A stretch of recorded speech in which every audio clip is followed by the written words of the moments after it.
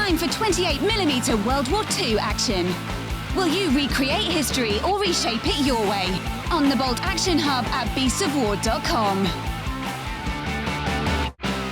Anime cyberpunk style meets skirmish combat in Infinity. Experience 8 high-tech factions and fight to control the human sphere at the Infinity Hub on beastsofwar.com. So, hi guys, welcome to What's in the Box. Today we're having a look at some 4Ground. So, we've all seen the Fabled Realms stuff that the guys at 4Ground have been doing. Excellent stuff. This is the next expansion to the Ruins of Daldorr range, which is the nice ruined cathedral stuff that we've already seen. Yep. So, this particular set is called the Blasted Tower, which is a large modular set, which I really, really like. So if I start grabbing a couple of bits here to actually throw under the close camera to show you. This is kind of like a huge modular kit, really, isn't it? Yeah, it really is. So we'll go to the wide shot just because this is so big. So you've got your front doors, and that can slot in wherever you like it on the actual set, which is quite handy. So if you actually see, these actually do pop together quite well. So you've got nice big staircases and stuff, but you can just put this together any way you like. So if I put this here, we've got our front door, and then our staircase is into the side. So if we put that one out the way, we've got a little outshot corner. Now this is something I had wanted more of in the last set, because it lets you make interesting shapes to your buildings. Yeah. We then have the big tower itself, which is actually in 2 bits. So if you were clever, you could actually lay this out with some more of the flagging and actually have this as a separate component if you want it. Yeah. But as it stands, it goes together like so. And it is very hefty. It's very solid. It is very hefty and very solid.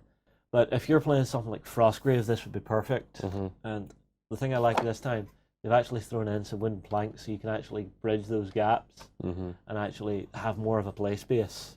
What would you use this for? I'm not sure.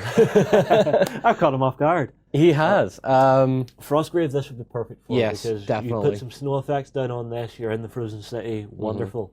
Would it work for a lot of dungeon crawlers? You could use it for dungeon crawlers. If you want to go off the map for something like Dungeon Saga and actually build a custom scenario around something like this, not a problem. Yeah. Because as you see, it's all got the squares. And even on the open spaces, you can actually use this stuff, which is just like little broken the flags. loose flagging, yeah. So you can actually build those out. Now, I like this because I use it with our rubble mix. And whenever I set up, we have a little fantasy table I always set up for the 4Ground stuff for the game club. So I'll mix in the Mordenberg buildings and some of this.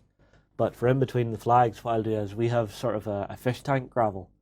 With you know, bits of broken coffee stirrer that's been weathered down, and I pour that in between, and it mats everything together and blends it really, really well. So you get a nice large play space for games like that. It works that way. Yep, certainly.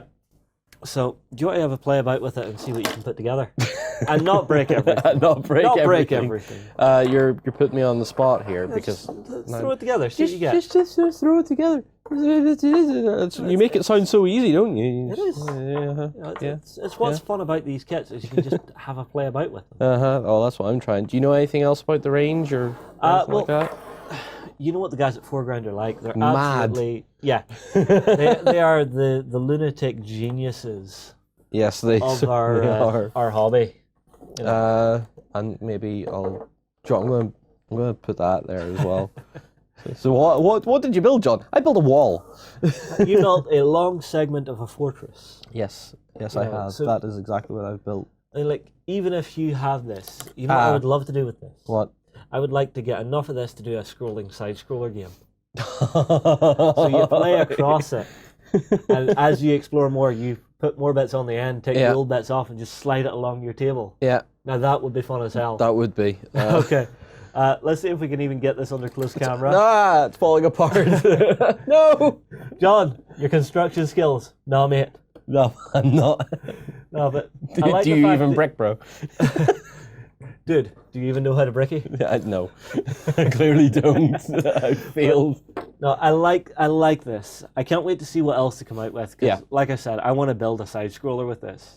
You know, a platformer war game.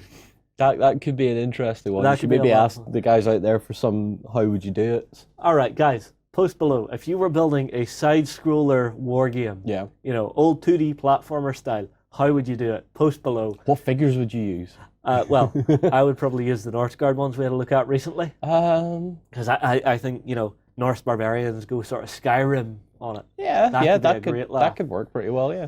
All right, anyway, guys, myself and John will move on here. I know that was quite a quick one, but the guys at 4Ground, they always send their stuff pre-built. Thank you. Because this, I would say, is a good weekend's project for you. And they know what they're doing more than we do. Anyway, guys, we'll see you in the next video. Flames of War brings you the battles of World War II in epic 15mm scale. Go to the hub on beastsofwar.com to find news, tactics, and tutorials about the game. In a world controlled by massive corporations, a steady aim and split-second decisions are needed for your megacon to complete its goals. Begin your missions at the Mercs Hub on beastsofwar.com.